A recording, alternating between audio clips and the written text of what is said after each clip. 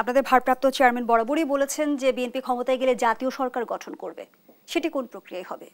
জাতীয় সরকার গঠন করবে প্রক্রিয়াটা হচ্ছে যাদের সঙ্গে আমরা আন্দোলন করেছি একত্রে, কিংবা আমাদের সঙ্গে একত্রে করেনি, যুগপথে ছিল, কিংবা কোনোটাতেই ছিল না, রাজপথে ছিল, তাদের মধ্য থেকে এবং দেশের বিশিষ্টজনদের মধ্য থেকে আমরা নির্বাচিত প্রতিনিধির বাইরেও অনির্বাচিত যদি কেউ থাকে তাদেরকেও নেওয়ার মানসিকতা থাকে, এদের সবাইকে নিয়ে একটা জাতীয় সরকার গঠন করাটা আমরা আমাদের সংস্কার প্রস্তাবনায় দিয়েছিলাম। সব দলমতের লোক সেখানে থাকবে, সেখানে বৈষম্য বিরোধী আন্দোলনের নেতারাও থাকতে পারে, সেখানে জামাত ইসলামও থাকতে পারে, সেখানে অন্য রাজনৈতিক দলও থাকতে পারে, আবার নাও থাকতে পারে, দুটোরই সম্ভাবনা আছে। মানে একটা জাতীয় ঐক্যমতের প্রতিফলন যাতে দেখা যায় সেরকম একটা কাঠামো দাঁড় করানোর চেষ্টা করব আমরা।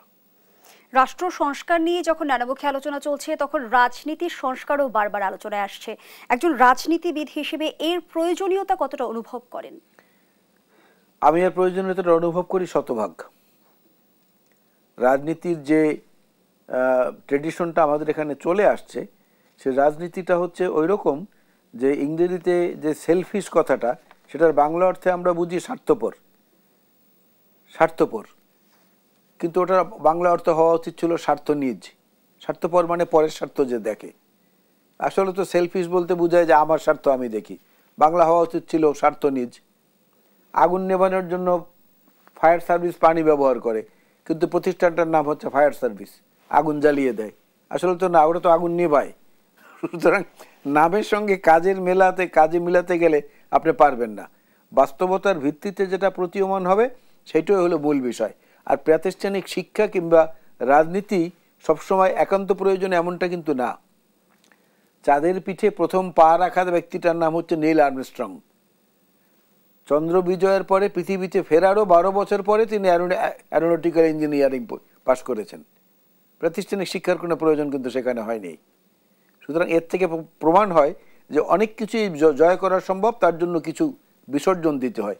এই নীল আর্মস্ট্রং তার এই আনন্দে ফুর্তিতে যখন আবার স্পেসশিপে ওঠেন চাঁদের পৃষ্ঠ থেকে, তখন জুতার এক পাটি ফেলে এসেছিলেন, যে জুতাটার মূল্য ছিল $30,000, একটা জুতার মূল্য।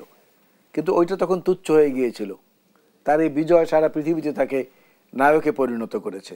সুতরাং কাজের মধ্য থেকে যে রাজনীতিটা, আমি ওই রাজনীতিটা বিশ্বাস করি। শুধু ভাষণ, তোষণ, শাসন এর মধ্যে সীমাবদ্ধ না। মানুষের কল্যাণের জন্য যেটা হবে সেইটাই হলো নীতির রাজা রাজনীতি। শেষ প্রশ্ন আপনার কাছে রাখতে চাই। দিন শেষে নির্বাচিত সরকারই দেশ শাসন করবে, এটাই বাস্তবতা। কিন্তু নির্বাচিত সরকার এসে এই বর্তমান সময়ের যে সংস্কার প্রস্তাবনা আমরা দেখছি, তার যে আসলে সেই প্রস্তাবগুলো নাকচ করবে না, সে নিশ্চয়তা আমরা কোথা থেকে পাবো? না, এটা নাকচ করার কোনো সম্ভাবনা নেই। কারণ এই সরকারকে নিঃশর্তভাবে প্রকাশ্যে এবং অপ্রকাশ্যে সমর্থন দিয়ে তো আমরা সবাই আছি। এখন এইখানে যদি আওয়ামী লীগ এসে কোনো রকম নির্বাচনে অংশগ্রহণ করে সংখ্যাগরিষ্ঠতা পেয়ে যায়, সেটা তো একটা অলীক কল্পনা।